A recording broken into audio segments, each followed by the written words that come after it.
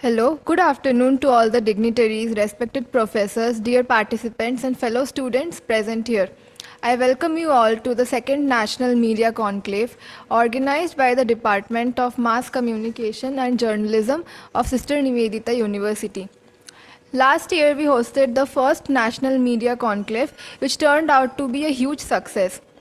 We look forward to surpassing the grandeur to greater heights. This session will be chaired and moderated by Dr. Roompa Das, ma'am. Dr. Roompa Das is an alumnus of Department of English, Jadavpur University. She is principal of Maheshtala College, Kolkata. She has taught English for over 2 decades as associate professor in English. She was deputy secretary at the West Bengal Board of Secondary Education on deputation for a period of over 2 years. She has published widely in India and abroad and spoken in more than 30 international, national, and state level seminars and conferences. She has also delivered talks on women empowerment, media and gender, motivation and communication in several workshops and conferences. Her areas of interest are gender, media, and cultural studies. Her publications include 2 books and 4 edited volumes, all with ISBN, with more than 50 published articles in books and journals. She is a poet, creative writer, and a reviewer too. We welcome you, ma'am. Now I would like to call up our very own HOD, Jhumur ma'am, to felicitate Dr. Rumpa Das ma'am.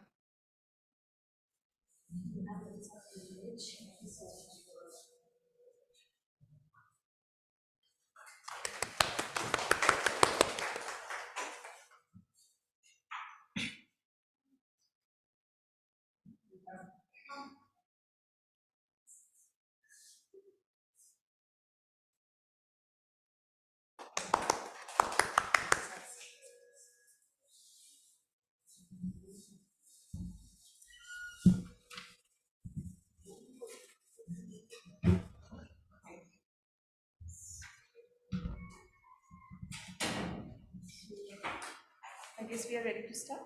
Ma'am, let me just introduce the papers. So this session will contain some very interesting and thought-provoking papers. We'll look forward to a very enriching session. We have lined up the following presentations for you today.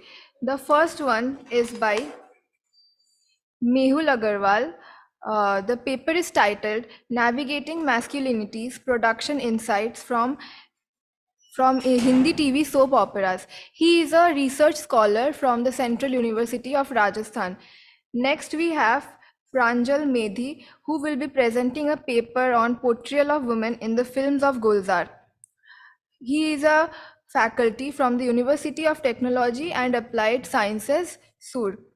Next, we have a paper on criminal heroes, a critical discourse analysis on the characterization of villains in OTT web series. He is a we have the paper by Smriti Rai and Pooja Basnet. They are research scholars and assistant professors from Sikkim University. Next, we have Kamna Kantpal from Amity School of Communication, Noida. She is a research scholar who will be presenting a paper on examining printed IEC material and maternal health literacy, a study of Bageshwar district in Uttarakhand. Last but second last, we have Manoranjan Panda, a research scholar from Utkal University, who will be presenting a paper on media and tribal life, cultural disconnect among Hwang youths. Last but not the least, we have Miss A. Aruselvi from Anna University, who is a research scholar. Her paper is titled A Study on Identifying the Need for Media and Information Literacy on Tackling Fake News, Mis and Disinformation in Tiruvannamalai district of Tamil Nadu. Now, without further ado, I would like to hand over to you, ma'am. Thank you so much. I missed your name. My name is Swagata Bhagwati. Thank you so much, Swagata.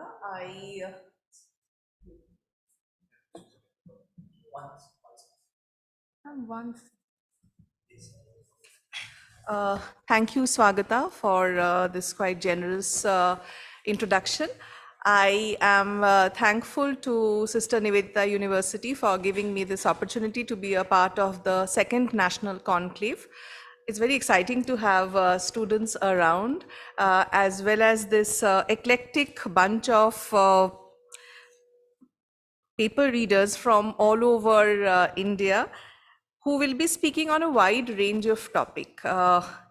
This actually I'm looking forward to a very exciting round. I would just remind you, though I'm sure all of you know, that each paper reader will have 15 minutes, out of which 10 minutes will be spent on actual presentation, and we'll be having 5 minutes of discussion. But since we have like 6 paper presenters here, I think we will first have the paper presentations and then we can have the discussions.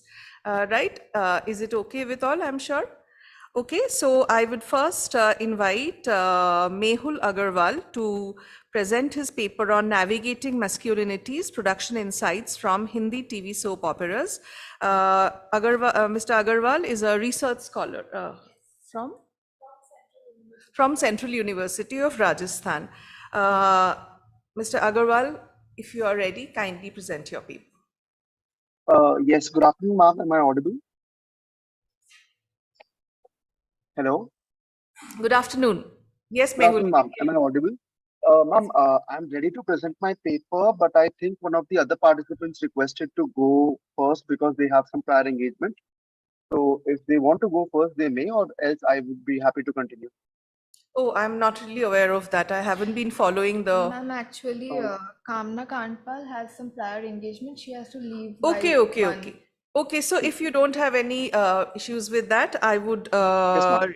thank you for your generosity. We will hear you, It's okay, ma'am. obviously.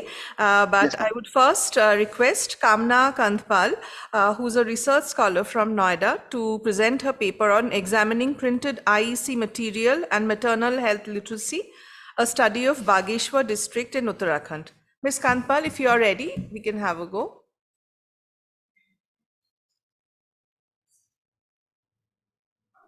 Good afternoon, ma'am. Good afternoon. I'll just share my screen and Yes. we can proceed.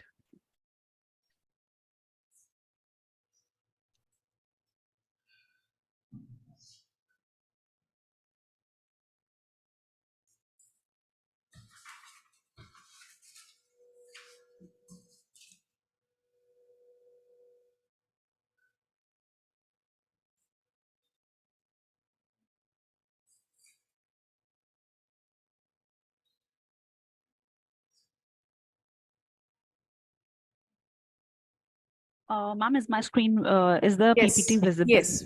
Yes.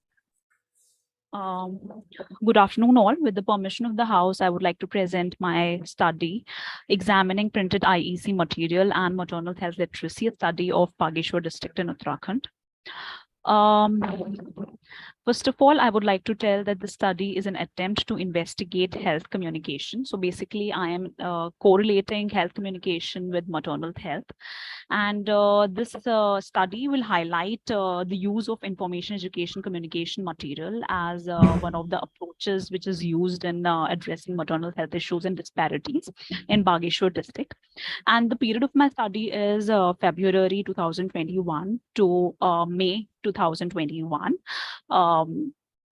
So I visited the villages of select villages of Bageshwar district. The paper is based upon qualitative case studies, and I have also included recommendations which I have collected based upon my findings. So the objective of my study is to analyze the printed information, education, and communication material. And second objective is to study the gap in context of effectiveness of maternal effectiveness of message in Bageshwar district.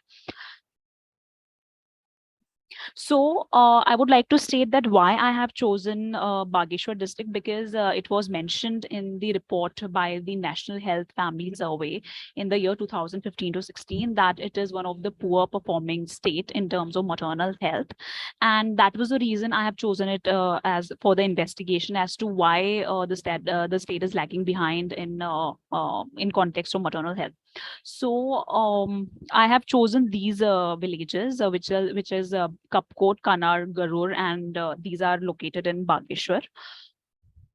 Uh, Basically, I also tried to read the IEC material, where I find that I had visited the CHC, Community Health Center in Bageshwar district, as well as the National Health Mission office in Bageshwar district, where I found that the method that I chose was first of all, I did, because I already told that I visited CHC Bajnath and National Health Mission office in Bageshwar district. So I had done visual analysis of the printed material which were there in community health center, and the chosen sample size is 50 posters. I had also done taken in-depth interviews from ASHA workers as well as the beneficiaries and block coordinators, and the sample size was 150 village women and 20 community health workers, which were ASHA workers, 2 block coordinators, and 4 gynecologists. So I have done, as I told that I have done I would now like to move to my research paper, because I could not put it in the PPT itself. So the case studies include, I could find that there were issues with the language of printed information, education, communication material, where a lot of, as I also mentioned, that the literacy of females is lesser in terms of males in Bageshwar district. So it was found that they were not able to read the content which was presented in the posters, and they were more they were more okay with their regional language, which was Kumaoni. And also it was found that a lot of, as you can also check from the poster itself, that there was a lot of information in the posters, in the IEC material, and there was less visuals, and they were also not they were not representing the regional setup, which was important for the people to correlate and understand the language. So these were some of the gaps which I found when I visited, and that had also come up as one of the reasons, because the beneficiaries were not educated enough, and ASHA workers have been playing an important role in communicating the message to the beneficiaries. So first of all, it was found that there were educational qualification of the community women was less in comparison to what reading material was being presented. Secondly, there was this traditional norm of early marriage and child at an early age. So because I have chosen maternal health literacy, so that is also one of the drawback which was found in Bageshwar district. Then it was found that the low status of women and empowerment issues in Bageshwar district, which were refraining them from getting quality education and understanding the health messages. So in the end, I would like to mention that based upon the findings that I have already presented,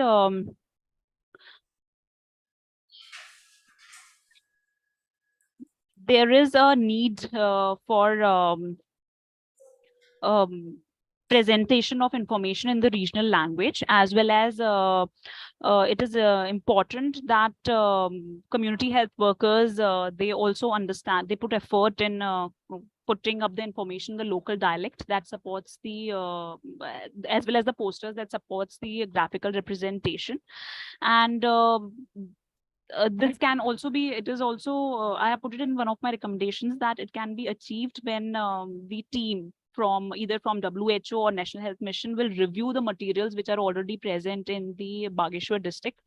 And this will help, and also when developing interventions, it is important that they do understand the cultural beliefs which are already there. So this ways the policies can be implemented at a better level, and they need to be redesigned and modified to improve maternal health outcomes in Bageshwar district. So that is all from my study, ma'am. If there are any suggestions and recommendations from your end, I will be glad to note that down. Uh, Thank you so much for your presentation, Ms. Kantpal. Do you want to leave right now, or because we propose to have all the papers and then the questions? Will you be with us, or? Ma'am, I'm really sorry. I have a examination Okay then. duty today, so I would be happy if you could. I have just like this is more of an observation than a comment, but there might be questions from my students here. According to your study and your recommendations, you feel that need for presentation of IEC material in regional languages with more pictorial inputs and more proactive ASHA workers would be able to handle the issue of maternal health in Bageshwar district. I just have one query. Do you feel the same about other places in India? Because maternal health problem poses quite a challenging, daunting uphill task for many other pockets in this diverse country of ours. So, have you thought about it? Yes, ma'am. The reason is, ma'am, when I was already going through the National Health Family Survey, so there were 9 districts that it was covering. So it was Bihar. There were other states as well, Assam, which were showcasing lack of maternal health literacy, and due to this, there are cases related to maternal mortality. So ma'am, because I cannot choose a very bigger portion, so I had to keep my study confined and choose the district which is which I find because we do sometimes look at suitability also when it comes about being near to my university where I'm already studying. So I had to choose Uttarakhand for that reason. And I have also read some newspapers which were making me more concerned about this issue, where I found that there are issues with the ma'am CHCs, community health centers also, where there are no lab technicians or a lot of issues. And also, ma'am, being a hilly district, there are a lot of challenges. So if we can generalize my findings and we can make put it in front of the policymakers, I think, ma'am, a lot of other districts will also get benefit from my study. Thank you so much. If there are any questions or observations Thank you, ma'am. from any of the panelists or any of the students here, you are free. Any student here or any of the other panelists? Can I have a question? Yes, please. Could you introduce yourself, You sir? have done on IEC material and its actual significance or importance, however they are able to create that kind of awareness among the consumer, or mostly the maternal health, related to maternal health. So most of the time we witnessed in Odisha and other parts of also the National Health Mission, they they have the mandate to to conduct those kind of IEC material, but in ground realities they have very less impact or less significance due to illiteracy or having no, there is some gap of communication. So so what your suggestion would be to resolve those kind of problems? That was Mr. Manoranjan Panda. For Ms. Kamna Kantpal, please. All right, ma'am. Thank you.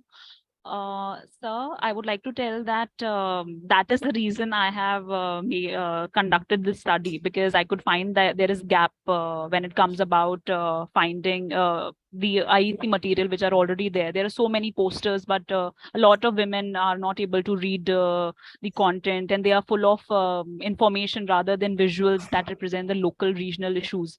So I think, sir, once and there are recommendations. So once, as I already told, if I put my study in front of submit my study to the policy makers, then we can expect some kind of changes when it comes about uh, keeping the beneficiaries informed in terms of their in terms of their health literacy and the content that they are putting up at different health centers in the district. Okay. Okay, thank you, Ms. Kanpal, for your presentation. That was a small yet short and quite an insightful account. We now move on Thank you, to, yes, thank you. We now move on to Mehul Agarwal, who is going to talk on navigating masculinities, production insights from Hindi TV soap operas. Mehul, if you are ready. Yes, ma'am. Yes. Ma'am, I would need permission to share my screen. Yeah, sure. Go ahead. No, the host has to enable that. Yeah, okay, thank you. Now I can share my screen. Okay, so ma'am, is my PPT visible? Yes. Okay. So good afternoon, everyone. I'm Mehul Agarwal, a PhD scholar from the Department of Culture and Media Studies, Central University of Rajasthan. And I thank the organizers for giving me this opportunity to present my paper titled Navigating Masculinities, Production Insights from Hindi Television Soap Opera. So without further ado, I would directly dive into the topic. So when this character named Mihir died in the very popular soap opera Kyuki Saas Bhi Kabhi Bahu Thi, women took to the streets in protest. And so many emails came in, both to the offices of Balaji Telefilms and Staplers, that even their computers crashed. So we can understand that soap operas are a genre that offer a lot of attraction and have a deep impact on audiences.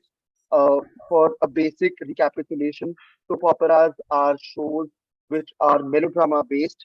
They are aired regularly on a fixed time slot on television channels, and they present familiar characters in their everyday situations.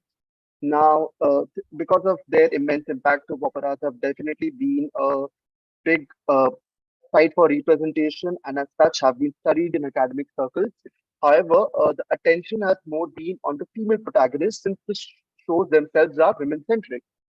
Studies like that of Nandi and Datta have uh, recognized how women are presented as a domesticated subaltern in this male constructed stereotype. However, the representation of men and masculinities has somewhat escaped academic attention. And to present equal feminist socio-cultural standards in the society, men and masculinity should not be considered the norm or the standard against which we study femininity. Rather, they must also be academically investigated and brought under the purview of academic discussion. To recognize evolving social perception in these shows, I aim to dissect the portrayals and delve into the different factors that lead to the creation of masculinities in such soap operas. So to come down to the research gap that led me to this study, I quickly would skim through the literature review. Gender is something which is considered to be socially constructed and performed by scholars such as Judith Butler. And when people are internalizing these messages and performing gender, there would be different interpretations of it. Thus, there would be different conceptions. So we can rather use the term masculinities as compared to masculinity. And if we talk about the Indian context, we have had different notions of masculinity right from the ancient period, uh, the Mahabharata, the Ramayana, they all had their interpretation, followed by the period of Islamic rule in India, vis-a-vis the reign of the Rajput king. Then, with the arrival of the British and their categorization of the Indian locals as the effeminate other, which again gave rise to, uh, let's say, movement to rejuvenate Indian masculinity in along the lines of the Hindutva ideology. Then came in the Gandhi's notions of celibacy and non-violence, which seemed to challenge this Hindutva masculinity. In post-independence India, we see the five-year plan hero showcased on screen by the 50s and 60s Hindi movies, and in the 70s and 80s, we saw the arrival of the angry young man. So this literature gives us a basic idea that how the stereotypical portrayal of men and their identities as the norm of the society has been investigated in advertisements, in movies, in comic books, but somehow television soap operas have fallen short in this instance. Like for example, another study I recently published stated how male body is now portrayed as a sight. So it is important to investigate do contemporary nuances redefine the edges of masculinity or whether they are still adhering to traditional standards. Hence, my methodology focused on this gap of engaging with masculinities. However, I take up the angle of looking at them through the power of production because this power of production is reflected on screen and has not been engaged with enough. Hence, I take up mediation of such masculinities as the angle through which I study them. And what best way to study mediation rather than to engage with the people who have actually performed that activity? That is why I get into interviews with the makers of these shows. By makers, I mean actors, writers, producers, and directors who bring these masculine portrayals to life on the television screen. And my sample size for this particular paper limits to 7 people. And the data that I gathered from this study has been subjected to a interpretative analysis since that helps me to leverage theory formation from observation and message coding. So my conversations with these interviewees ranged around discussing the appearance of the characters, their lived intersection in terms of region, religion, caste, and class, their interpersonal relationships with other male characters and female characters within the narrative of the show, and their overall position and agency in the given narrative. So this is the sample that I have worked with for this study. I have three writers. Some of the female writer Gazra Kotari is famous for having written the show Balika Vadhu, whereas Faisal Akhtar is a writer of another show, very prominent show Kubul Hai. Then I have two actors, one senior actor and one younger actor. I engage with one director, Hemant Mishra, and also with a producer, Mr. Atul Ketkar. So my discussions with these individuals ranges on different themes, their individual mindset, how audience response affects their writing and further progression of the show, how the changing societal ideals reflect in these TV shows, and what cultural aspects do they consider very critically while creating masculinities. So the emerging themes were somewhere around how men are not only just breadwinners in these shows, but also emotional anchors who quietly carry the burden of different obligations. And however, some traditional traits such as ambition, competitiveness, and physical strength are still very much fostered in these shows. Uh, Now, I particularly discussed the five key themes around which my discussion centered. The first is about physical embodiment of these particular characters. Uh, there has been a newfound emphasis where physicality treated as a very important way of symbolizing modern masculinity. There is a rigorous physical preparation done by these actors to embody such muscularity on screen. However, actor Sai Ketan Rao mentioned in the interview that this hard work is overshadowed by the centering of the narrative around the female character. And I come to this understanding that the modern ideals of masculinity are not just superficial, they are a deep commitment to aesthetics, which symbolize much more than uh, a limited masculinity. Sorry, there was a intervention from somewhere. No, okay. Then I talk about the intersectionality of these people. Intersectionality is a term coined by Kimberly Crenshaw, and it talks about the different societal realities that a human lives through and how they culminate into larger meaning of human existence. Producer Atul Ketkar sheds light on this regard and says how shows are open yet aspirational. They employ generic identities so that they do not delve much into controversial themes, so that they do not potentially divide audiences and can also portray an image of a diverse and unified India.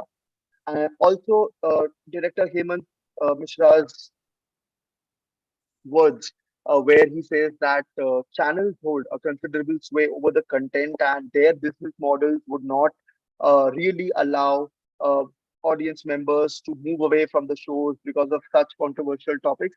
Like makes us understand how such shows determine the class, caste, region, or regional identity.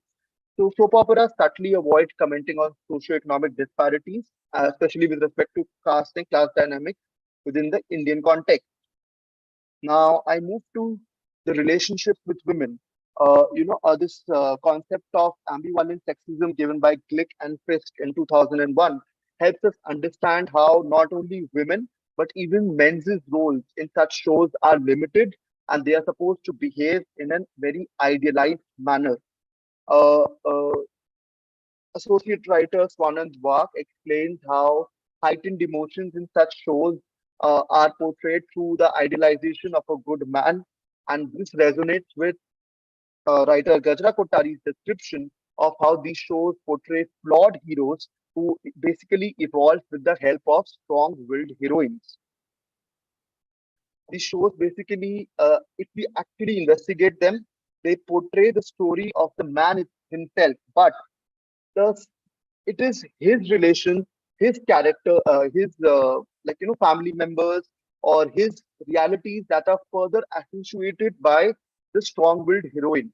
The girl is who enters the life of the guy and who weaves the labyrinth around which he further operates.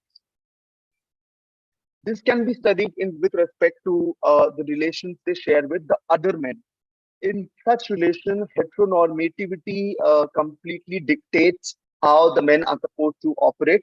Heteronormativity basically implies non-sexual male bonds only are allowed to grow.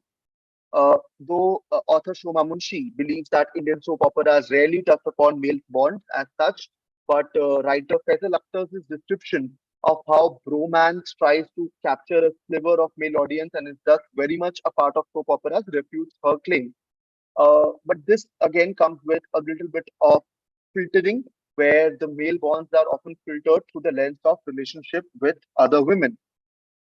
Finally, I come to character agency, where I talk about how this is something which is uniformly debated across different shows and different interviewees.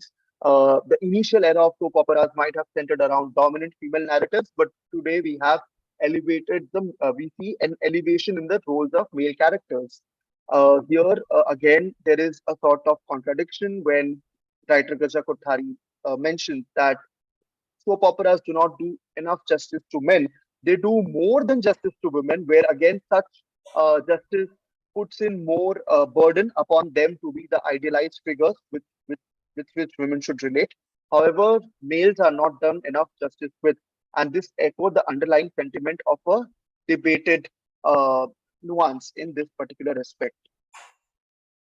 Again, finally, Mehul, I you would have just just about 2 minutes. Yes, ma'am. I Okay. finally would like to conclude by saying how male characters are seen alternating between some traditional norms and some modern ideals in these particular shows. We should look at how masculinities are portrayed in soap opera because these should change with the media environment, and they should reflect complexities of a continually evolving society. Further research in this area can look into the audience perception. They can look at examining such mediation effect on the social gender relations that people share, and give a account of how seamlessly such notions blend with traditional progression and craft narratives which are multifaceted in nature. So I thank all of you for your patient hearing and welcome all questions and feedback. Thank you, Mehul. That was great. I loved how you analyzed the different discourses of masculinities as you have received them. However, I would personally have liked your sample size to be greater than only 7. Because basing a study only on the feedback of 7 individuals, I feel might be a bit myopic. You could in your future studies, consider expansion of your sample size, A. And B, As far as your topic of navigating masculinities is concerned, I personally would have liked if you had deliberated a bit longer on the construction of hegemonic masculinities as found in Indian soap operas. It is all okay, as you have discussed about the female characters and the male characters, and the male characters adhering to the tropes, as well as trying to conform to the contemporary social portrayals. However, if a bit more theorizing would, I think, make this your basic premise better and more stronger. You could, if possible, look at R.W. Connell's discourse on hegemonic masculinities, and also consider how the different masculine tropes they interact not only with women, but for the present context also with members of the LGBTQ plus communities, also with other men. So I think I really hold your presentation in high regard, but I feel that if you could in future just look at R.W. Connell, I think many of your basic premises would have a bit more clarity. But congratulations for your Thank you so much for your feedback. Ma'am, regarding both your points, now first at a greater sample size, actually this is a part of a larger PhD research that I'm doing. So there I have taken up two methodologies. One, I look at the soap operas themselves. I have taken up 8 soap operas, and I look at 150 to 160 episodes of each of these, which totally amounts to over 400 hours of content. And then on a second hand, I'm looking at interviews to understand mediation. So for the PhD research, I have taken up 15 interviews. However, for this paper and given the time frame, I could only analyze data from 7. So that is why I've kept it limited here. But Okay, definitely, if I I look understand. forward, I would. Yes, ma'am. And secondly, ma'am, about Cornell's theory of hegemonic masculinities, I have looked at it, and currently I'm using that theory to understand the data that has come from the television shows. In future, I would also try to relate it to how the interviews, like interview data, can uh, give me more insights by combining that theory here. So thank you so much for your suggestion, and I'll That's definitely keep that in mind. You could, if you want, also have a look at one American soap, sorry, American web series. It's called Brooklyn Nine-Nine. It has been Okay. running from 2013 to 2021, if I'm not mistaken. And you Yes, would ma'am. find how different kinds of masculinities are being negotiated there. This is just about a suggestion. But I Yes, would ma'am. Thank welcome you. if there are any more comments, observations, questions to you. Any from the students here? Any from your co-panelists? We just have time for one comment or question, short one. Okay, no. So this shows that your presentation has been quite successful. I wish you all the Thank you, ma'am. best. Thank you so much. Thank you, ma'am. We now move to Smriti Rai and Dr. Pooja Basnet's paper on criminal heroes, a critical discourse analysis on the characterization of villains in OTT web series. Yes? Hello, ma'am. Am I Hello. audible? Yes, you are. First of all, a very good afternoon to ma'am Good and all afternoon. the respected panel members here. With the permission of the chair, I'd like to share my screen. On behalf of Dr. Pooja Basnet and me, I will be presenting the paper.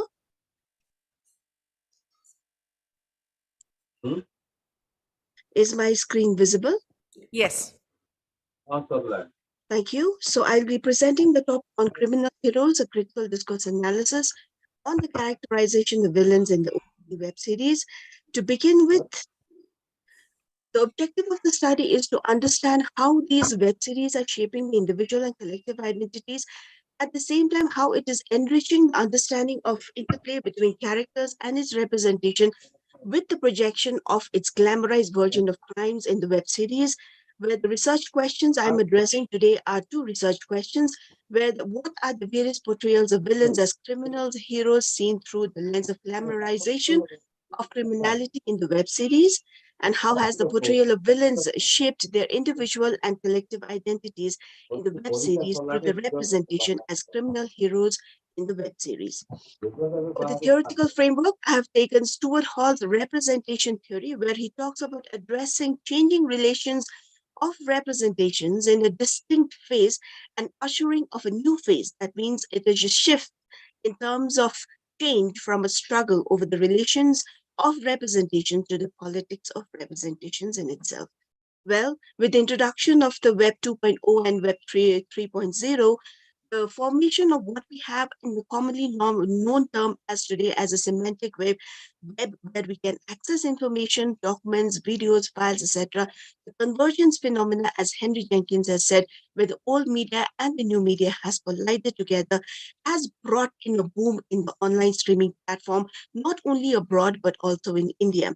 Hence, the OTT platforms and the web series in India are the next big thing, where the CGAR of both the web series in India are in an astounding figure.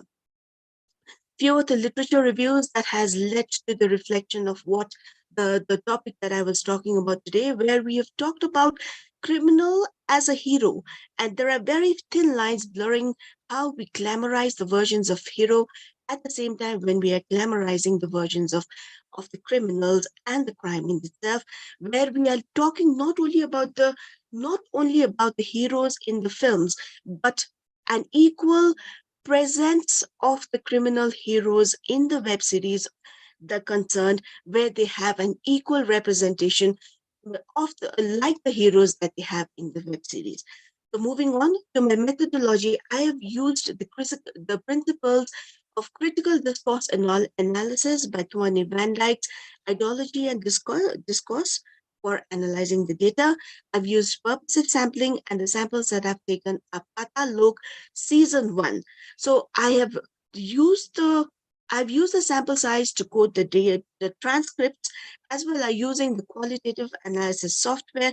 And as a result of it, the codes have been generated, which has later been developed into themes and then analyzed for the results and the findings. To address to my first research question here, I would like to address the various portrayals of villains as criminal heroes. It has been seen through the glamorization of criminality, where you are looking at glamorizing the violence, the obstruction that they're creating, the kind of extreme violence that they are portraying on the cinema, in the web series. The next point of glamorizing crime leads to noble lawmakers, where they are seen in the portrayal of Robin Hood kind of an image and an identity. They're represented as noble lawmakers, where different criminals are portrayed as the savior of the particular group, and of course leading to the conflicts of ideologies. They're portrayed as the criminals of these or the criminals and the crimes are portrayed as heroic deeds and have been linked to conflict in ideologies as they try to break away from the hegemony of the caste system, of the economics of the economy, as well as the ethnicity. Addressing to the second research questions, the individual identities have been portrayed through activization and assimilation, where when we are talking about activization, meaning criminals play a very, very active role in becoming the savior against it for the community. At the same time, when we look at the assimilation role, they have been discriminized with various languages, various talks that has been witnessed in the particular web series. At the same time, they struggle to find the intent, they struggle to find an identity on itself. At the same time, they are discriminated and prejudiced on the intent of harming the society. As well as, if you're looking at the collective identity, we look at the functionalization and the collectivization of the identities, where in functionalization, the activities are against the people who are against the repressive measures, social and caste hierarchy. At the same time, collectivization, it talks about the sense of belonging to a group, serving as motivation for the group behaviors. In the conclusion, I would like to say that when we are normalizing and accepting crime, it has been done and it has been portrayed and represented through various languages, extreme violence, and avenging the wrong.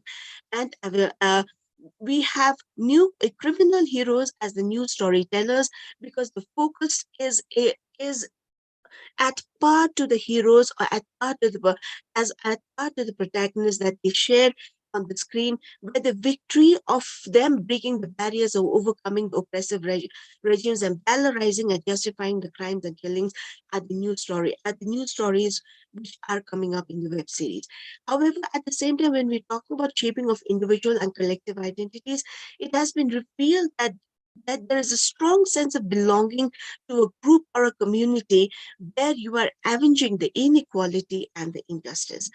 With the conclusion, it has been seen that the glamorizing of crime, yes, there has been the glamorizing of crime, but at the same time, we have to understand that they fall flat when they fall into the traps of the heroes. At the same time, the identities of individual, both collective and individually, they are an elevation of individual or groups where they are protecting the interest of the groups and the community that they belong to, where they want the sustainability, where they want the sustainability as an individual or a group. At the same time, when we're looking at the identity of the criminals, they are portrayed as anti-nationals. They are portrayed as notorious. They are portrayed as harmful to the harm for people who has potential harm to the society. And of course, they hunt. At the end, what they happens is they're hunted like prey in the name of patriotism, where the heroes need to take a stand in the web series. Well, the the chronicle or the narratives of the story is usually carried on by the heroes, where they talk about inequality, injustice, etc. But here in the web series, the criminal heroes are a part of the narrative, where they are talking about creating an impact, where they're breaking out hegemony, where they're tackling injustice, where they're tackling inequality, and at the same time, they are garnering a positive impact rather than harnessing a negative influence. So with that, I'd like to conclude my presentation. Thank you for listening. I just loved. It was great, very incisive, insightful, and well researched presentation. I would have loved if you had given a few examples. I had initially said that we would be taking questions later on, but then I went back upon my word, and for the first two presentations, we had the observations and questions. So I think we could go with this. I just would have loved if you had given us certain concrete examples, A, and B, for me as well as our students here, how would you distinguish between criminal heroes and villains? Actually, ma'am, the criminal heroes are the villains, but they are seen in the form of a positive limelight rather than taking up a negative impact. So they are the villains actually, but now the glorification of crime as such is such that the portrayal of the villains in the web series has come out. They come out to be as heroes, and like I mentioned in one of my findings about the noble lawbreakers, they are looked in terms of a Robin Hood kind of an image, where they are profoundly taking things from the privileged and giving it to the underprivileged. So that is where there is no thin line between the villains and the criminal heroes, but because the term heroes have been associated with it, we are only in the study. I'm only being their characterization at par with the heroes, ma'am. But they are Uh, seen as in the glamorized version, ma'am. So are you claiming that the villains have had some Robin Hood syndrome, and now they are being valorized for even engaging in anti-social activities? Yes, ma'am. Yes, ma'am. That's interesting. Could you just give Yes, us ma'am. some examples? There are a number of students, young students here, who I'm sure would love to have some looks at the villain heroes, as you would want to say, because I find that there is a very thin line separating valorization of criminals and valorization of crime. Yes, ma'am. Actually, this is exactly what the study concluded also, ma'am, which was supposed to be the villains who are supposed to be looked in a negative perspective are now creating a positive impact. Where, for example, you have a character called Hathura Taggi here, who is Vishal Taggi, who is a national chatbot player, but with the oppression and with the kind of suppression that he gets in the web series and the kind of treatment that he gets in the web series, he actually goes on to become the notorious criminal. And if you look at it, there are a number of languages which has been used in the serial. Like, let's say they are the king of Dalits. They say Dunalya Gujar was a decade for some and a saint for some. And crime is a karmic action here in Bundelkhand. So all these languages, etc., they are trying to sort of valorize the criminals here, ma'am. Okay, thank you. Any questions? Ask. You guys must be watching a lot of web series, OTTs. Remember any particular criminal hero, villain? Yes? Or any of the co-panelists? Deep within, there is always a dark side which is lurking, isn't it? So, we sometimes love the criminal hero more than the hero who becomes a sort of a prototype for the law, True, and ma'am. becomes a tad uninteresting, because this kind of uh, a disruptive force which lies deep within us, True, it ma'am. will always be at play. True, Any, ma'am. any comments from any of our students? Yeah, hello, can you hear me? Yes, yes, please. Yeah, just an observation that, there's been a rise in the representation of these criminal heroes recently in those web series. So if you look at web series like Sacred Games and Mirzapur, and even those other web series which have, for example, criminal gangsters of or organized crimes in Uttar Pradesh, for example, Rangbaz, and also we have seen, and even in the mainstream cinema, we have seen all these the negative heroes taking shape. For example, KGF 1 and 2. So there has been it's a trend that people have, the producers and directors, they have started focusing or presenting more of those negative characters, and I think there's a tendency of the audience to start liking them for last decade, you can say. So Yes. after the arrival of the OTT, I think there has been a huge rise in that.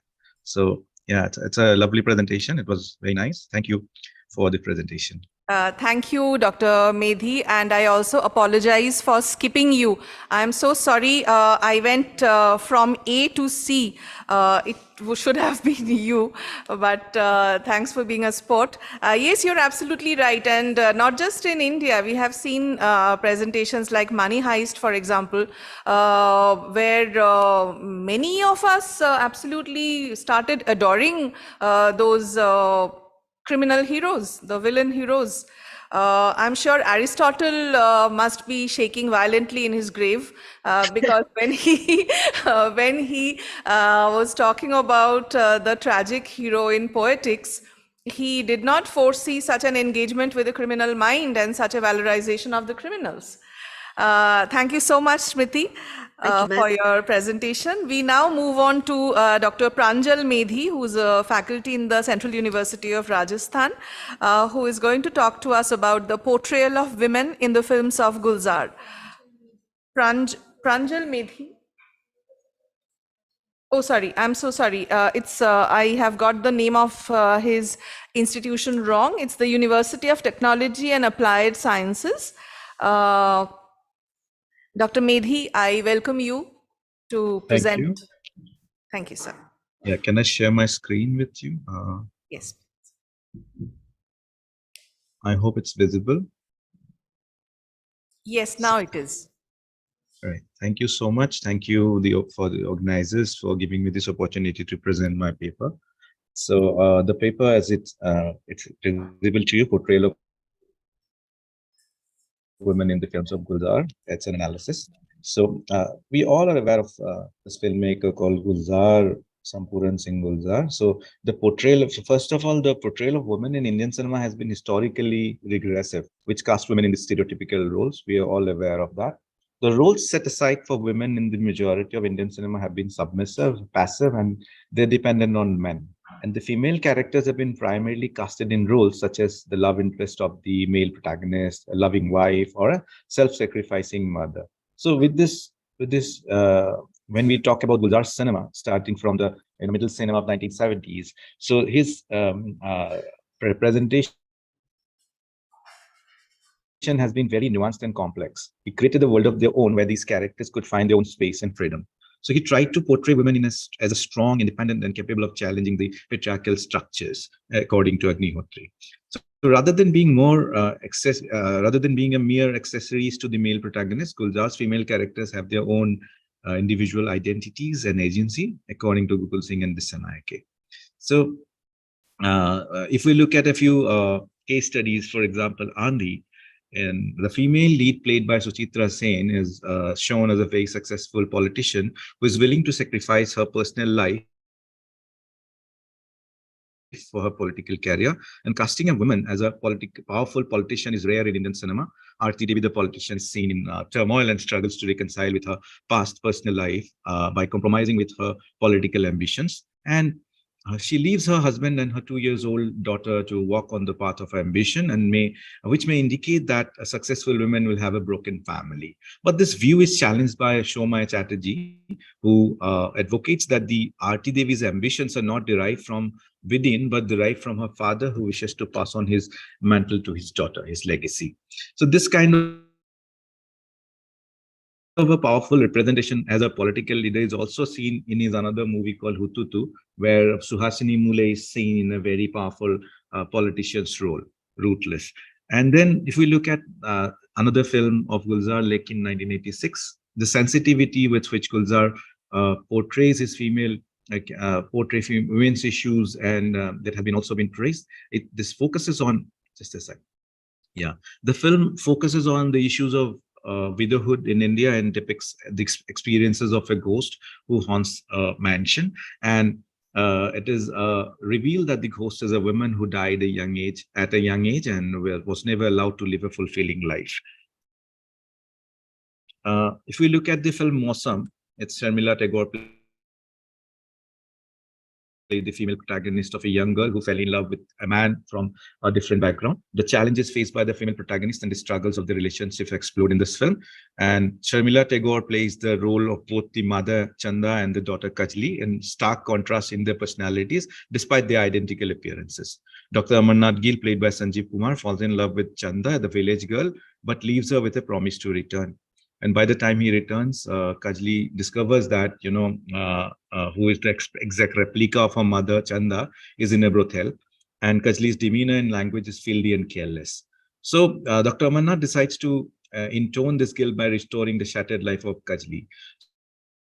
So representing these two different characters, of mother and the daughter, Gulzar delves into the two different worlds of these characters created by the social circumstances. And while the mother represents the socially deprived stereotypical Indian village woman who is confined within the boundaries at home, the daughter is portrayed as the seemingly emancipated sex worker who too is ultimately controlled by the male dominance as an object of desire. So Laura Mulvey's object of desire comes in play here.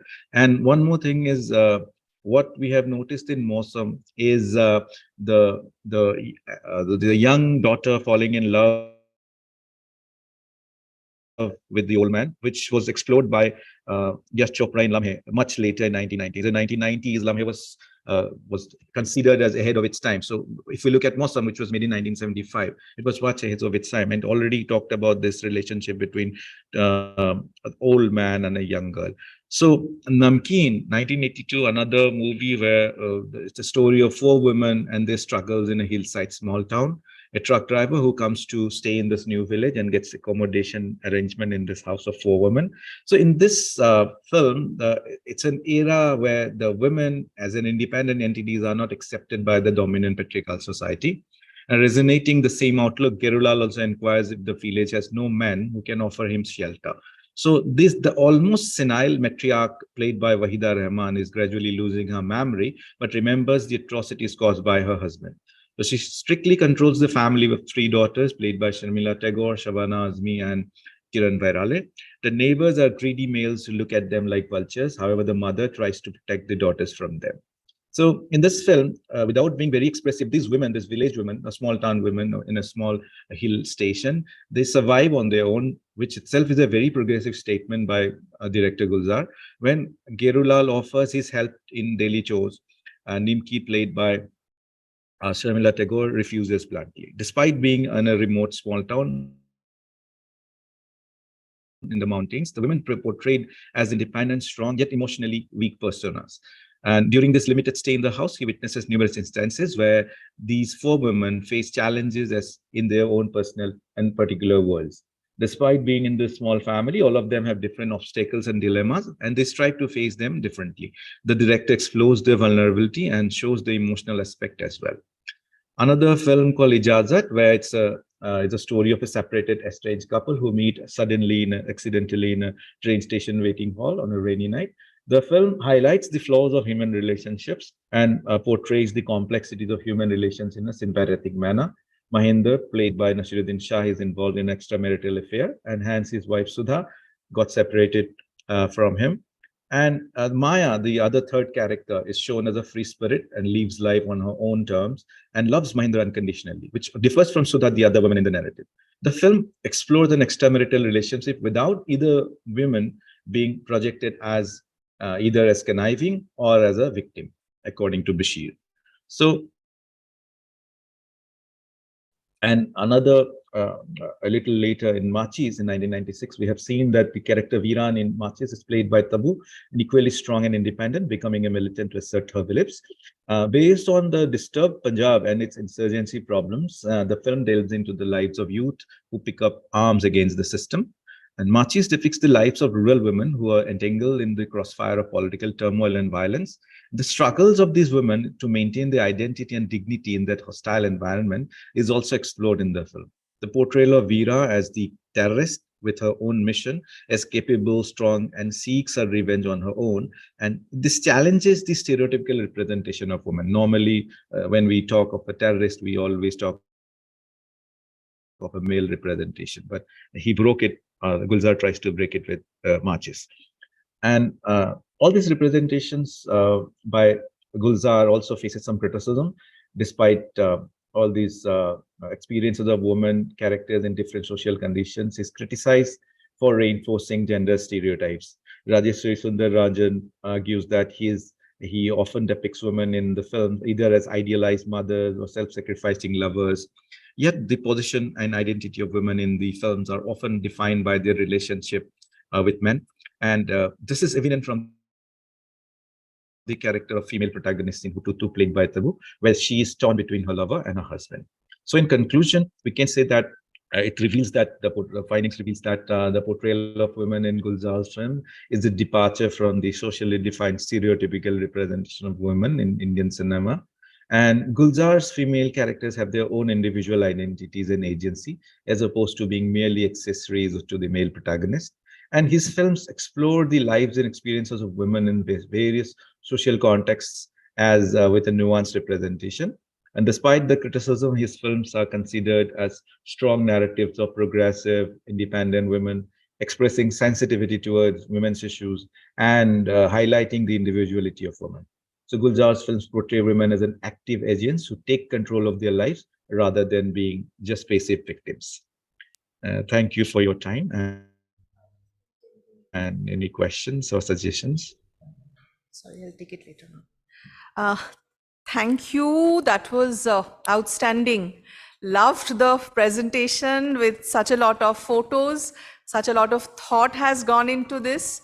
I loved your presentation, Dr. Medhi, and I'm sure the students also. It was very analytical of you to go down to each and every film and see how subtle, how nuanced, how layered the representations of these women have been. Very unconventional and very non-conformist portrayals of women. Yes, but I just have been thinking while you were talking about the representations of different women. Why is it that Hindi films and even some of the web series which we find now finally show or portray these very strong, non-conformist, and progressive women to be terribly alone? I am thinking about Mardani, the last scene, where after bashing up the villain, she is walking out all alone. I am thinking about Ijazat, where Rekha, in spite of being the character played by Rekha, who, in spite of standing up to the excesses by her husband, is alone. How in Lekin or Andhi or even in Machis or Hututu for that matter, these women, they are showing to be forging strong individual roles, yes, but at the cost of personal happiness. This is something which always has been the case. I also have been thinking of Rabindranath Tagore's novels, Three Potro, where the woman is a very strong, single-minded woman who walks out of her family almost 100 years back. But even as she is writing her letter to her husband, she is all alone, bereft of all the familiar and familial bonds. So is it how single, individual, non-conformist women, they should be penalized? Hello, thank you for your question. It's a very interesting and it could be a very wide area of deliberation. For example, while I was analyzing these films, what came to my mind is also that these women are often estranged from their families, and Actually. yeah, exactly. So, for example, Andhi, we have seen that. So there's an indication that these women who stand up or challenges the patriarchal norms, they often I know it could be the director's point of view, or they wanted, most of them, as you have mentioned, that most of them are alone or lonely in the battle. So could it be because of the narrative, as it's finally, even if we're showing them or portraying them as very strong independent characters, finally they are confined to the dominant patriarchy of Indian society. So Right. it could be, yeah. So there's a criticism that which was also mentioned in the presentation, that although the presentation, or although the representation of women has been progressive, they're still inside the boundaries of their homes or inside the boundaries of dominant patriarchy in Indian society. And that's why Gulzar was criticized because of his portrayal as, although there's in some parts they have been shown as strong, independent with their own mind or own action, but still they have been portrayed as the women, as women who, as loving wives or loving mothers, sacrificing mothers, or love interest. At the end of the day, they are represented as them. Although we have not come out of that patriarchal structure in our narratives of films. So whether it's Mardani or whether it's the web series that you have mentioned, for example, Bombay Begums, and Yes. recent and a lot Even of Kahani, yeah, a lot of Kahani. Vidya Balan Kahani, is exactly. after revenging herself, Yes, she's walking correct. alone. She's walking back Yes, alone. this lone the concept, not the concept, the notion of being lonely could be a very interesting aspect of deliberation that we can delve into. I'll think about it. Thank you so much for pointing this out. Looking forward to it, Dr. Medhi. Thank you so much, sir. Thank you so much. Uh, Please. so any other questions or comments from fellow panelists or students?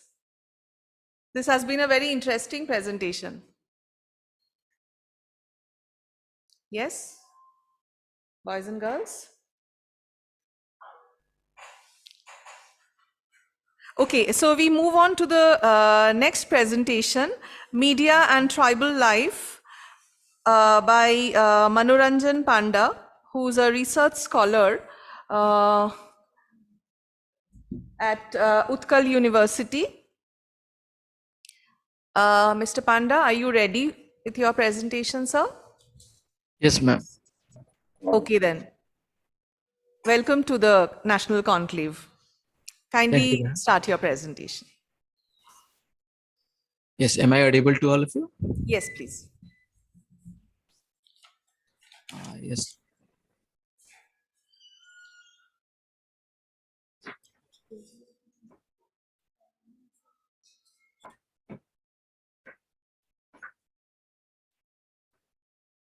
Is it visible to all of you, my PPT?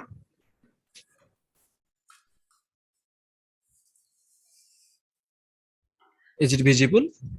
Yes, sir. Go ahead.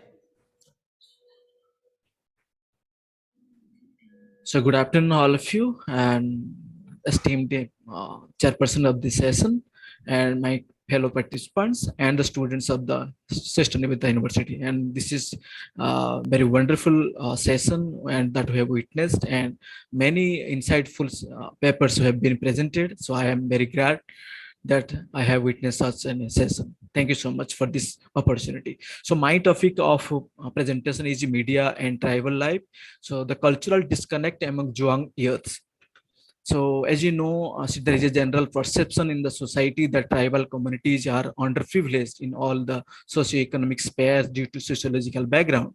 And mass media in that role, they fails to emphasize or address the issues in general for their growth and overall development of the tribal community. And the role of mass media is undeniable in terms of development and social change. And so at the same time, the Zhuang tribe, which is one of the particular vulnerable tribal groups or PVTG by the Indian government, and in Odisha, we have 13 such protected groups identified by the Indian government. And notably, Nagada in Odisha's Sukinda block, that is in Jaspur district, hogged the national headlines after more than 20 children belonging to the Zhuang tribe died due to malnutrition in 2016. And recently in June, there are also 2 kids died of malnutrition in 2013. So this gives me inputs to go into the deep and what is the role of mass media and how they are consuming the media content. So my objectives of this study was to understand the exposure of mass media tools like radio, television, or print, other social media, and their role and usage in Zhuang community, and to examine how digital media accessibility has affected the social and cultural life of Zhuang youths, and to assess any interrelationship between new media existence and cultural exclusion among the youths. So my methodology for this study was, it's a qualitative study undertaken among Zhuang tribals in Chingudipal Panchayat of Jaspur district in Sukinda block. So 4 villages, Uparanagada, Majinagada, Talanagada, and Naliadaba of the Panchayat were having more than 80% Zhuang population were selected for the study. A stratified random sampling method was used to determine the sample. So face-to-face interviews, focus group discussions, and observation methods were applied for assessing and generating information. So of the sample size of 500, so 189 were female and 311 were male respondent for this study. So as you know, Juang tribe, as per the 2011 census data, the tribal communities in Odisha, they have constituted around 23% of entire Odisha's population. The census showed their Juang population to be around 50,000. And Juang tribe belongs to Munda ethnic group, and they are found in three districts of Odisha, like Keonjhar, Dhenkanal, and Jaspur districts. And for that development, a Juang Development Agency was established in 1975 in Keonjhar with an aim to bring Juangs into the mainstream of development. But the agency is operating only in 35 villages. So many other Juang dominated villages still remains outside the purview of the JDA or development agency. So what are their cultural and occupation? So mostly villages are uniclan in nature, with the Mandaghar being the traditional youth dormitory, in front of which their traditional dance form like Changu dance are formed. And neighbor students or neighbor youths are also come to visit their nearby villages, means Juang villages, to perform dances. Originally practitioners of shifting cultivation or toila chas, some of them are now moving to settled agriculture. So hunting is done occasionally, and Juangs are skilled with a basket weavers also. So they are skilled in the making decorative combs and other traditional handicrafts. So, and they also known as the Patuas because of the traditional attire of leaf cats, and Juang now prefer clothing bought from local markets. So the Juang also share a symbiotic relationship with another PBTG group, that is Paudi Bhuya, who live in their vicinity. So the ancestor of the Bhuyas and Juang are believed to be the brothers according to their common folklore. So Juang speaks a language which is a mixture of their native tongue and Odia, which is the state language of Odisha. In other absence of any written script, the traditional lore of Juang community has survived orally through generations. They have songs for their different occasions. They celebrate their festival ceremonies through their songs. What are the issues which haunting them, which affecting their development? So there is an issue of connectivity. Juangs in Nagada Hills, they have a nearest hospital, is Tata Steel Hospital, which is 70 kilometers away, and the government run public health center is 36 kilometers away, and the district hospital is more than 100 kilometers. So deaths due to malnutrition goes unreported due to the ignorance among the tribals and irresponsible reporting of the health officials, who usually do not record death due to malnutrition. The tribals hurriedly bury the dead bodies, so it becomes difficult for the officials to know exact reason for the children's death. So what is the media and tribal life? They have connection, what they're consuming. So in spite of low television density, poor radio signals owing to difficult geographical terrain, and no theaters for watching films, the tribal men and women, both mostly youths, they stay connected to entertainment via mobile phones. They have more than 70-80% youths have smartphone. So they used to recharge more than 150 or 200 rupees every month to consume content from mobile phones. So mobile phones are amused with them Bollywood and Hollywood musics, films, traditional folk music. So it acts like a magic box of enormous entertainment for them and fulfilling their previously unmet needs. So what are the results out of finding? So using mobile phone, they mostly use their mobile phone in the evening when they come back to home after their rigorous daily waging work. So mostly evening 1.5 means almost 2 hours they use their time in using mobile phones. So they have different set of mobile phones. Some have the traditional mobile phone where the possibility of using internet is very less, but having in each cluster of villages, they have some kind of smartphone, and mostly youths, they congregated, they gathered one place and they consume the content. So the purpose of a mobile using they mostly use the opera or the serials of Odia film, Odia television programs that is been available in YouTube and Facebook. They use YouTube for part one for their entertainment purpose, even though they don't know the different features of mobile smartphone, but they are very much aware of to use mobile for their entertainment purpose. So mostly they spend more than 150 200 rupees every month from their hard-earned money to for their entertainment purpose. So that they also use smartphone for photography and videography for on different occasions. So mostly they also, some youths are also trained to use WhatsApp, so they can send messages from their one community to another community for sharing some information and messages.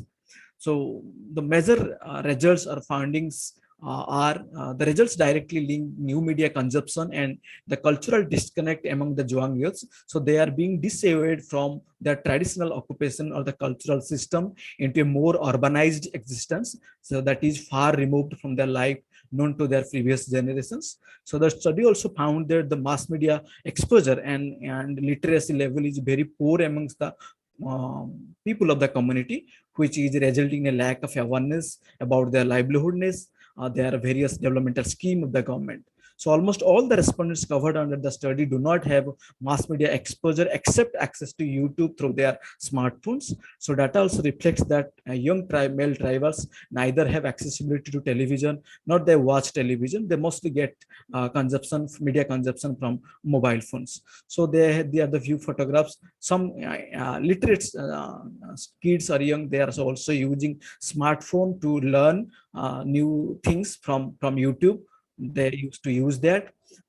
This is these are the arts or the house painting they used to do. But nowadays they are forgetting, the young generations, the male and both male and female youths, they are forgetting their art and culture. So they are being morely, they're concentrating on mobile sets. So there is a cultural disconnect in language, in culture, and other aspects also. So this is a typical Zhuang house. They used to decorate their house using Patachitra and other kinds of art. But nowadays there are very few villages where they have that kind of practice. It suggests that so in a slowly, and their cultural is dying on a slow death. So in the conclusion, the mobile phone users of the tribal population spend regularly good amount of their income to buy digital entertainment content to enjoy on their handsets. So the digital entertainment content enjoyed on mobiles has been playing a significant roles in transforming lives of the tribal populations. Thank you. So if you have any comments, suggestions, so it is welcome. Thank you, Mr. Manoranjan Panda. I loved the way how you traced the movement from an indigenous culture to an urbanized one. And the growing trend among youth to use mobile phones for accessing entertainment has not even left the Zhuang population, and we find how the young men of this community, instead of focusing on the local issues, are getting disconnected from social reality and moving towards engaging or entertaining themselves. It has been a wonderful study on your part. I just have one small question. What is the literacy rate among the Zhuang population? Ma'am, it is around 23 to 25%. Oh, are there any schools or anything Yes, there? so madam, there is a KISS University run by KIT University, that is Achyuta Samman. They have a fully residential preschooling, residential schooling, where most of the kids from 6th and 7th standard, so they are being provided education at Bhubaneswar. Okay. Okay, that's great. Thank you, ma'am. Thank you. We will move on to the next presentation by Ms. Arul Selvi, a study on identifying the need for media and information literacy, MIL, on tackling fake news, mis and disinformation in Tiruvannamalai district of Tamil Nadu, context and challenges. Ms. Arul Selvi is a research scholar of Anna University. I welcome you, ma'am, to the National Conclave. Thanks for your warm welcome, ma'am. Good afternoon to all. Now I'm going to share my screen. Am I audible, ma'am? Yes, yes, you are, ma'am.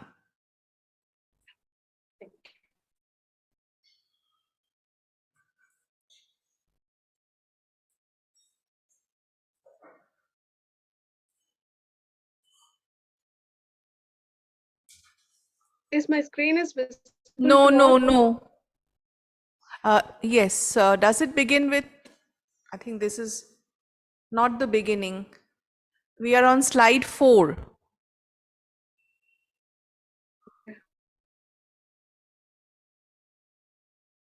Ma'am, can you hear me? Can you hear me? Network issues?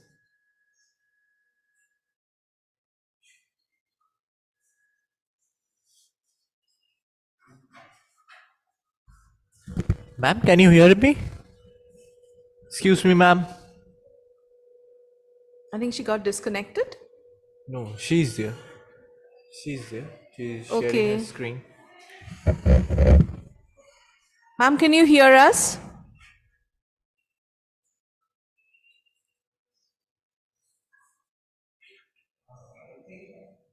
She got disconnected.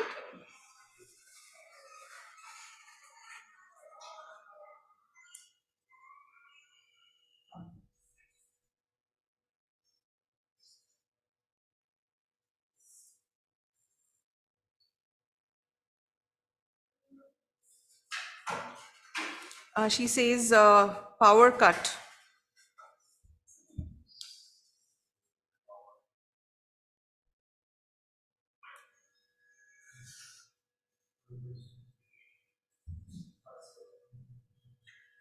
She's asking for a minute to join over her mobile. People are making such a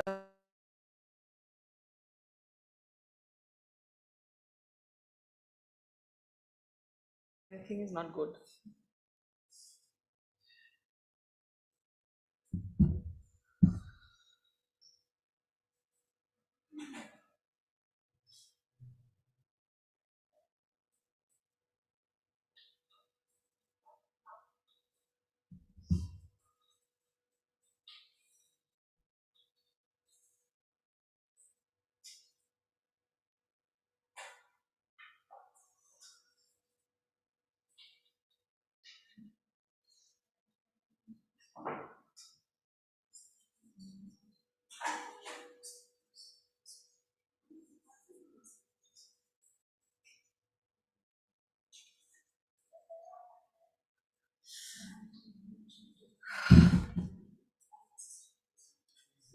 She's there. Okay. We are running behind time now. A lot. We started at 12:45.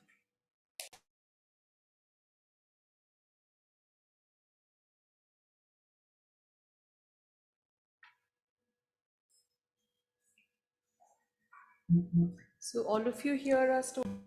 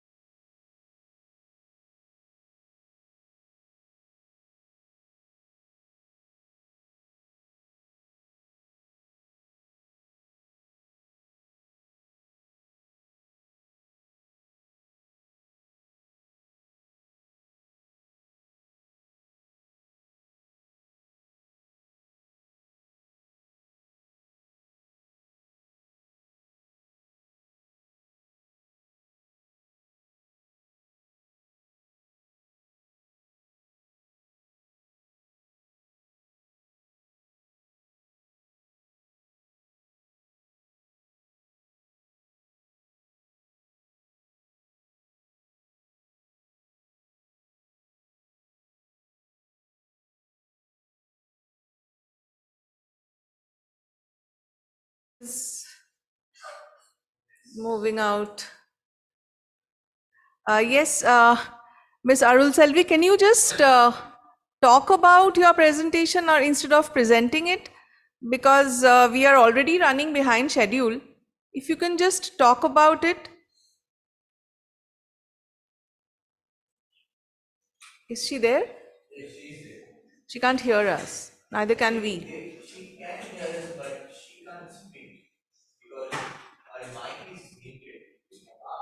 Oh, Miss Arul Selvi, if you can just unmute. Oh, can you just? She can't. She can't unmute. Yes.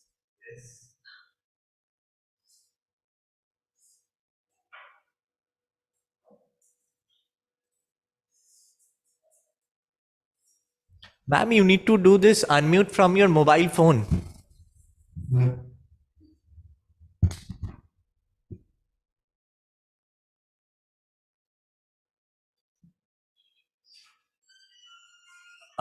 There is a technical issue that The last presenter can't unmute herself. She's being facing. we have asked for unmute. We have given her the post. Only we can ask for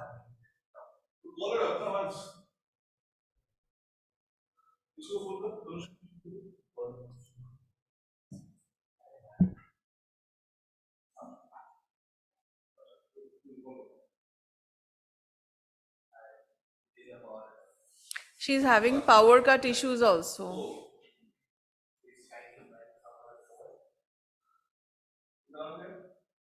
Arul Selvi. Miss Arul Selvi. Arul. Arul.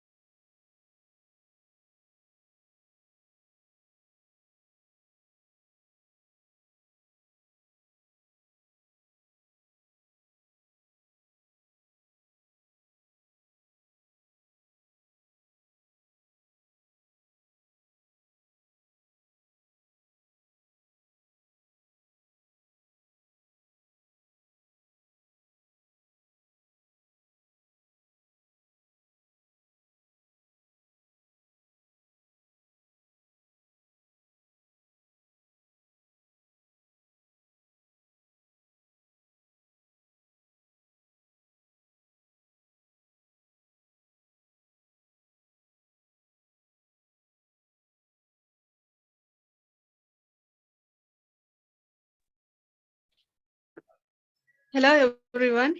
Yes. Can you able to hear me? Yes, Yes. we are able to Sure. hear you. Ma'am, can you just briefly present your paper? Because we've already run out Yes, of ma'am. time. Another session is about to start. Yes, ma'am. Without PowerPoint, yes, ma'am. Without PowerPoint, I will present my research. Because I couldn't share my screen with you. Sorry. Right. Now I'm going to share my research on need for MIL competencies to combat false information. MIL means Media and Information Literacy. before I'm going through my research, I want to share something about information. Knowledge is knowledge based on information. Access to reliable information is the lifeblood of human progress.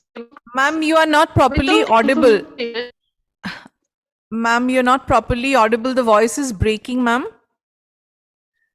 yes, ma'am. 1 second. Now I'm audible, ma'am. Yes.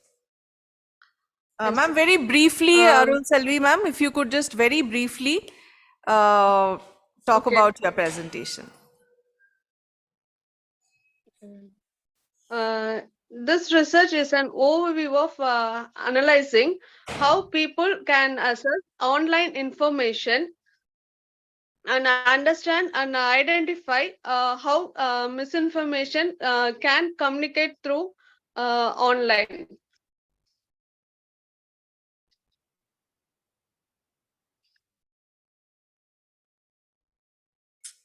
This study is basically an exploratory study on how people generally assess various types of content. The main objective of this study is to figure out the people's understanding on information, fake news, and its types. And the another objective is to identify the gender digital divide in terms of access to technology, smartphones, and internet among youths in the selected village panchayats in Tiruvannamalai district of Tamil Nadu. It is one of the most backward district in Tamil Nadu in terms of literacy rate, employment rate, and other criteria to analyze the MIL skills among the people in selected villages of Tamil Nadu. And another objective is to find out the need for capacity building programs to enhance the MIL skills among youths in the selected villages of Tiruvannamalai district. The research questions are: what is the level of media in information literacy among youths in the selected village panchayats? And is there a significant gender digital divide in terms of access to technology, smartphones, and internet among youths in the selected village panchayats? And what are the information consumption behaviors among youths in the selected village panchayats? And what are the challenges faced by youths in developing MIL skills in the selected panchayat area? And what is the need for capacity building programs to enhance MIL among youths, especially female participants? This is again a preliminary research. It follows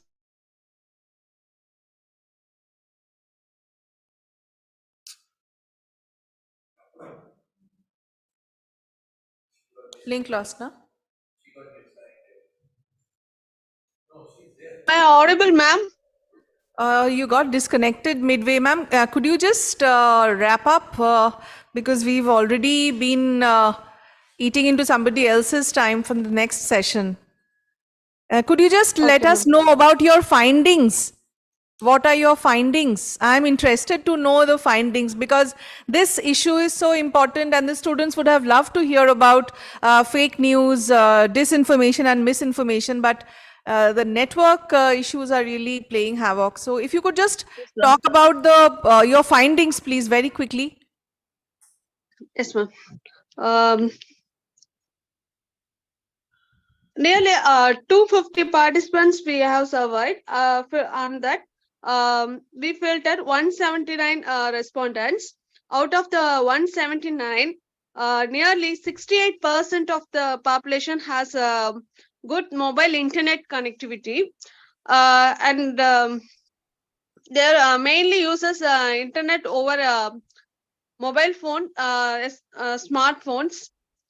And nearly 34% of the respondents spend at least 1 to 2 hours on internet in a day. Around 31% of them spent more than 4 hours on internet. Nearly 90% of the respondents have accounts in social media, and remaining 10% of the respondents are not participating in social media. While comparing with male respondents, female respondents are not less active due to restriction and some social stigma in representing social media profiles. This gap increases gender digital divide and leads to digital exclusion. And another factor is news sources for COVID-19 pandemic information. Nearly 59% of the respondents depends on television for COVID information. Around 30% of them depends on newspaper for COVID-related news, and 41% of the participants seek social media for news updates, while 12% of them checks television, newspaper, and social media for COVID-19 news. This allows their media pattern for watching COVID-related news updates and information. Trusted news source. Nearly 63% of the respondents in Tamil Nadu believes television provides trustworthy information, and almost 69% of them are not believing information circulated over social media. And even though they are not believe information circulated in social media, around 90% of the respondents share their views, news, and other informations in social media. And fake news circulation in social media, because there is no gatekeepers or any manual mechanism to filter the unverified content social media. Social media has more number of fake news circulation, and around 98% has no knowledge on identifying fake news and verifying the information available in online. Nearly 60% of the respondents said that they have crossed the fake news messages on offers, discounts, and free coupons in various platforms and websites. This data is considered as the evidence for the reach of fake news to the grassroots levels. Most of the female respondents are not aware of mobile banking and other online services. Some male respondents use digital services, but with a minimum knowledge or with the support of someone. This again increase cyber crimes and cyber frauds. Nearly 30% of them shared fake news in social media. After knowing the impact of fake news shared in social media, they identify and understood that they wrongly circulated the information without verifying the facts. Overall, Ma'am, could you just conclude? I'm afraid we don't have any time left. We are already running behind schedule. So just one or two concluding comments from you, please. I'm so sorry to cut you short like this, but yes, ma'am, I understood. This research shows the need for MIL for everyone. It should be incorporated in education system from primary to secondary and higher secondary levels. Even for young adults and senior citizens, they need personalized assistance in seeking online information and to improve their healthy information consumption behavior. The habit of fact checking and on information verification should be developed as a life skill, so we can consciously skip unwanted or irrelevant content, especially misleading and misleading informations. thank you, So ma'am. we should Okay. yes, ma'am, thank you. Thank you so much. I really feel so bad that we couldn't see your entire presentation, but you have made certain very potent points about the need for introduction of MIL from the primary school level, because at this juncture, fake news, disinformation and misinformation really creating havoc both on our society as well as the culture which we are so proud of. Thank you so much. I thank all the presenters Thank you, ma'am. Thanks for the opportunity. Thank you. We are looking forward to hearing more from you maybe in another future event. I thank Dr. Mehul Agarwal, Dr. Pranjal Medhi, Ms. Smriti Irani, and Dr. Pooja Basnet, Ms. Kamna Kantpal, Mr. Manoranjan Panda, and Ms. Arul Selvi for your presentations. They have been very keenly listened to and appreciated. I acknowledge your kind presence, and I wish all of you the best of luck. Thank you so much. Thank you.